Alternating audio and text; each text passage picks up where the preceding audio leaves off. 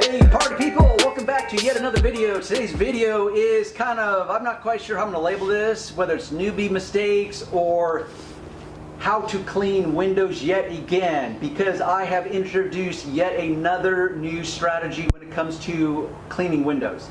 Excuse the glasses, I hate wearing glasses on camera because it makes me look like I'm trying to be extra cool or whatever. But I just came off of my computer for like 5 hours and I'm blinded by the glare. I'm in my neighborhood. I'm with Sean. He's the camera guy today, Blue Tech Mobile Detailing. You can check out his website, his YouTube page. And I've been mentoring him for the past like 6 months or so. Now, mentorship is not paid. He does not pay me to do this, but we kind of exchange services. He helps me out in ways that I don't want to do.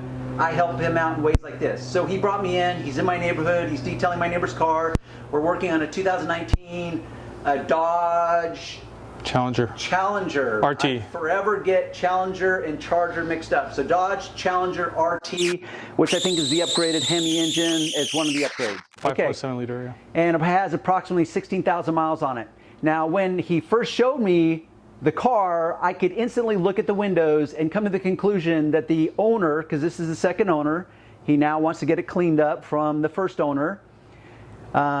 I could tell instantly that the windows probably have never been cleaned since day one. That is what I call an excessive buildup of specifically what's called outgassing, because this is a non-smoker car, so it's not about secondhand smoke, it's about what's called outgassing. What you need to understand is that materials in your car, the plastics, the cloths, every material emits this invisible gas and it collects on the windows. And it creates a miserable mess in order to clean up. The longer you allow that to sit around, the more difficult it's going to clean off because of two things. One, it's going to progressively get thicker and thicker and thicker. And secondly, it's sitting there longer and longer and longer. So that's two big hurdles that you're trying to overcome.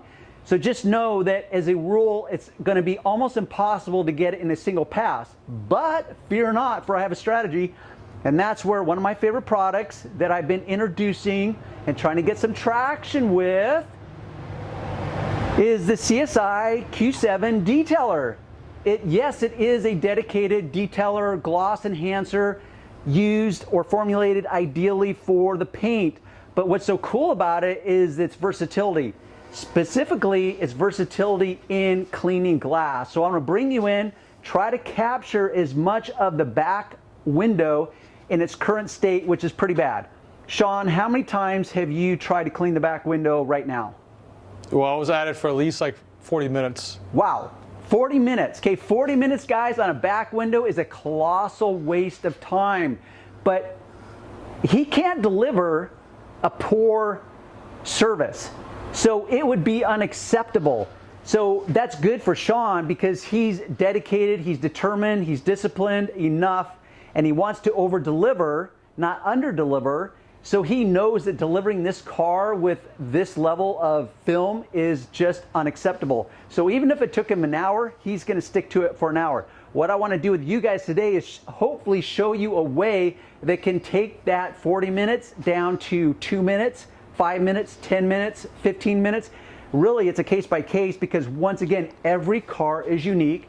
Every amount of buildup will be unique. So when you go to clean your window, you've got to be aware of a few points that I'm going to do my best to try to illustrate as I simultaneously juggle these things in my head as well as talk to you and deliver it in a way that's at least engaging to a level, but mostly informative, most importantly. And I just realized I love these sunglasses because I can talk with my eyes closed and you guys can't tell. You don't know if my eyes are open or closed right now, right, Sean? Can you tell? I cannot tell. Okay, right now they're shut. You know what that allows me to do? It allows me to think very much more precisely and on point because I'm not distracted by any visual stimulation. So, see that? They're closed. You can't tell. Anyhow, I've talked about that before in other videos, but anyhow, let's get started. With that said, let me show you what I'm talking about as far as the newbie mistake. As a rule, I know that anything in real life is going to be displayed differently on camera. Sometimes it's good, sometimes it's bad. I never know. So what I'm gonna do is I'm gonna pan around to this back window. I have no idea what's going to show up, but just know that it looks really bad. On a scale of 1 to 10, it's at about an 8 right now, which you guys may think is acceptable, but in the world of detailing, professional detailing, unacceptable. So especially around the edges here, there's all kinds of film that's still built up. So I'm going to show you what I do, because often people just simply say, Darren, I don't want to know all the information. Just tell me, what do you do? So with that said, I'm going to show you what I do, in fact, do. So what do you need for Darren's strategy? Okay, first thing you need is the Q-7 Detailer. That is the main ingredient. It is a dedicated detailer. Yes, like my operating rule is, unfortunately, this is not really labeled for retail use. Just know that it is safe for retail use. So the instructions are not going to be overly comprehensive.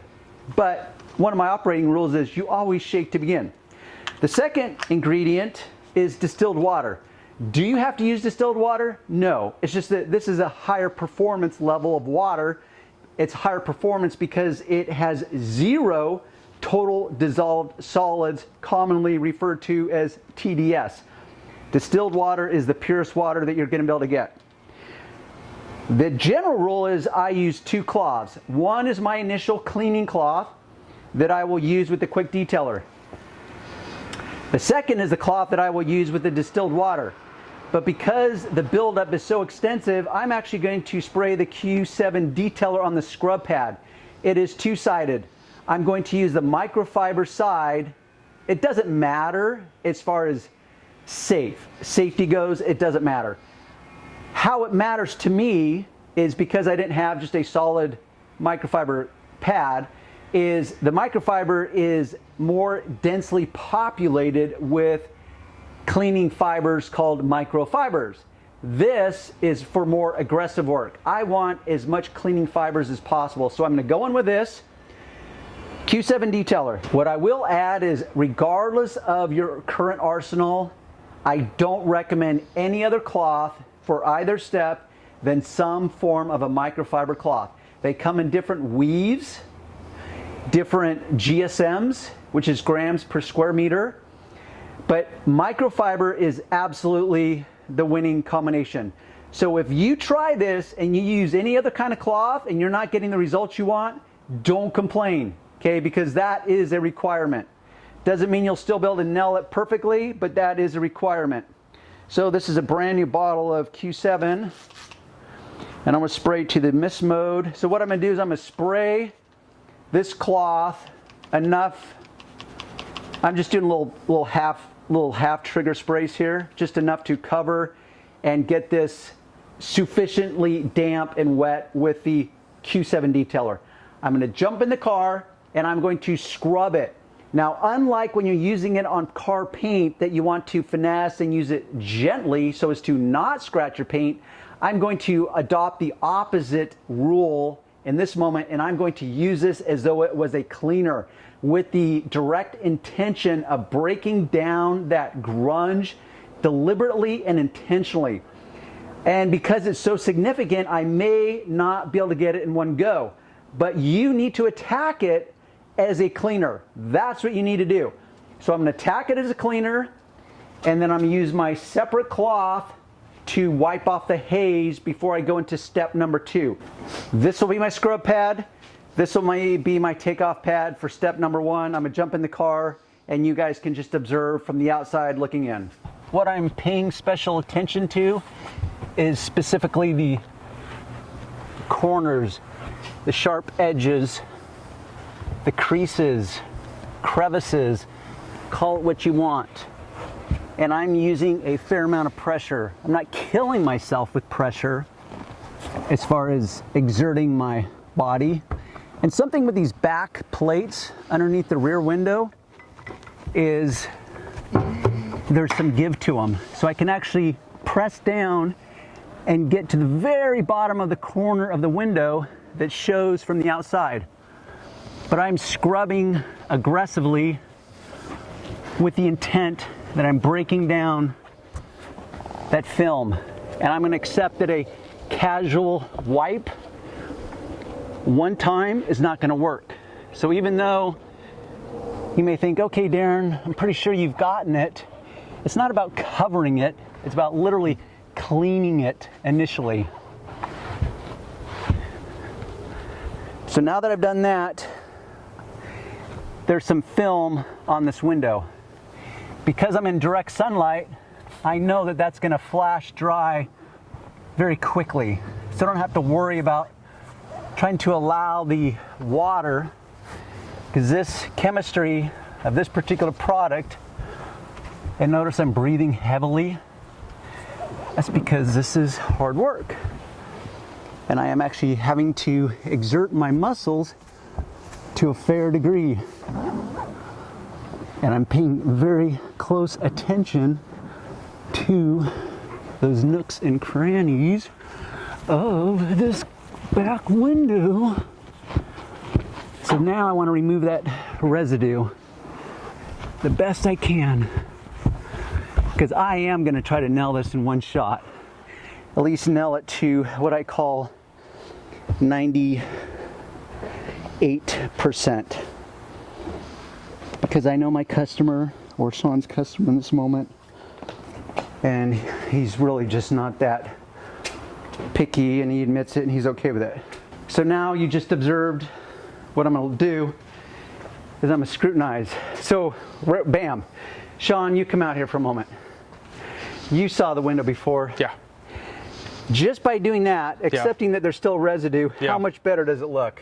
Like 90% better. Notice up here in this window, there's not all that. Yeah. So already, let's just pretend for giggles, we just left it like this. Yeah. It would be better, right? Yeah. Okay. So right now, I'm going to put this at, I would put about like 91%. Yeah. I'm going to shoot for that next The corner. 9%. Yeah. That corner over there, yeah. Which corner are you looking at? I'm actually looking at here and the corner over there. You have to go to this angle, yeah. I can see. Yeah. Okay. Yeah. And that is significant enough. So I'm going to scrub this additionally, because Sean did point out this particular area. So now that I've just reapplied a haze of the quick detailer, I want to take it off. So Sean, just for giggles, and I'm going to hold this up to the camera in case you guys have lost audio. This will be the cloth that I will now follow up with distilled water. Now, because it's distilled water, I can spray this either directly onto the window or onto my cloth. This part matters not.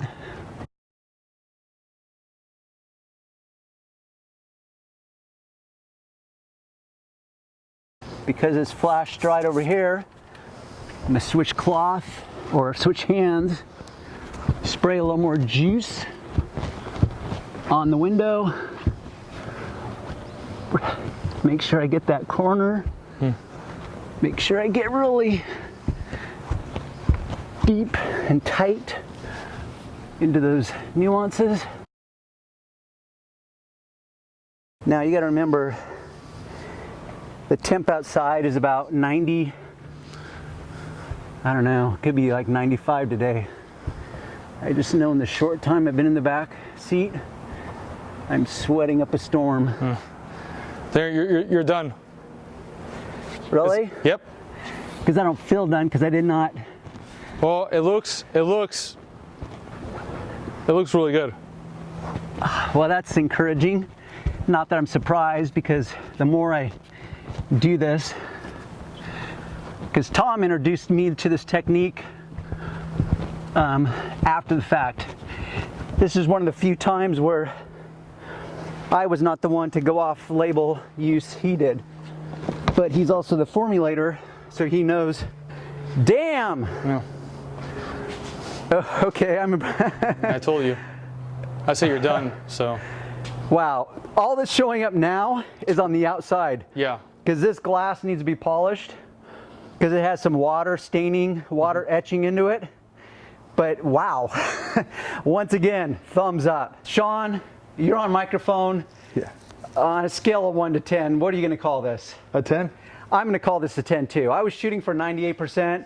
I'm going to call this 100%. Yep. The only thing that's wrong with this glass now is the fact of it's got water etching. So that would be addressed on the outside of the glass, not the inside. But the inside, holy crap. Holy hole in the donut, Batman, because that looks seriously better than I anticipated. Yes, I was very thorough. It took a lot of strenuous work, but honestly, I didn't think I was going to be able to nail it that good as what I'm seeing right now. I have no idea what's going to pick up on camera. I'll bring you back in, but just know that the outside of this glass is far from perfect. It needs to be polished itself as a separate entity, and that's a video for another time. Pull these guys in, see what captures, and once again, for all you keyboard jockeys, the glass is not perfect on either side, really, but especially the outside. So I have no idea what's going to show up, but I do want to pan in and try to give it some, you know, ample time as far as the before and after. And I'm doing my best to capture it from different angles, different lighting, as far as where that sun, you know, concentration is. So guys, you know, I was going to wait to announce this, but just in full disclosure, because now it's legal.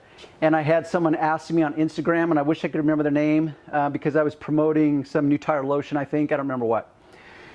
Now it's official. I am a vested investor. I don't know what to call it. You can call it many things. Am I a, what's the word I'm looking for? Like, am I a partner where I can make discretionary choices and decisions arbitrarily? It's like, no, I'm not. I'm a very small investor. Of course, small is relative. So it was a substantial amount of money, but as far as the net worth of the company, it's a very small investor. So in full disclosure and transparency, yes, you could say like, oh, there it goes, Darren has sold out. Well, okay. Just wait for my upcoming videos because I will address that. But secondly, I just want to be as transparent because now I can officially talk about it. Because before it was in negotiations, we have to get attorneys involved. It's the back and forth. It's drafting up the first rough draft, making changes back and forth. It gets very convoluted and complex very quickly. But it is official now. But with that said is, the reason I want to get behind it, because I could have invested in any company. It's called the stock market. I could have invested in Meguiar's because I've been pushing their products for years. And I guarantee you I've made Meguiar's thousands of dollars by promoting their stuff, which you guys clearly have embraced. But I couldn't talk about this before because it wasn't available to you guys before. But I could have invested in any publicly traded company called the stock market. I chose to go direct to this company, invest them directly. So, in 12,137 words or less, I hope you have learned something. Hopefully, if you're a newbie or you're just struggling with windows and how to get them right, we're working in direct sunlight. Hopefully, you can see the sweat pouring down my face, my arms. I'm sweaty. It's, like I said, it's like 90, 95 maybe today. Humidity's probably around 57%. I'm just guessing based on I've been tracking the weather for like 30 years of my career. Direct sunlight, so that glass was scorching hot. So not only will it be easier in the shaded garage or workplace, but just know that it can perform in the direct sunlight. I mean, it really is amazing. I will end there. And with that said, by all means, leave me comments, and we will see you on the next video.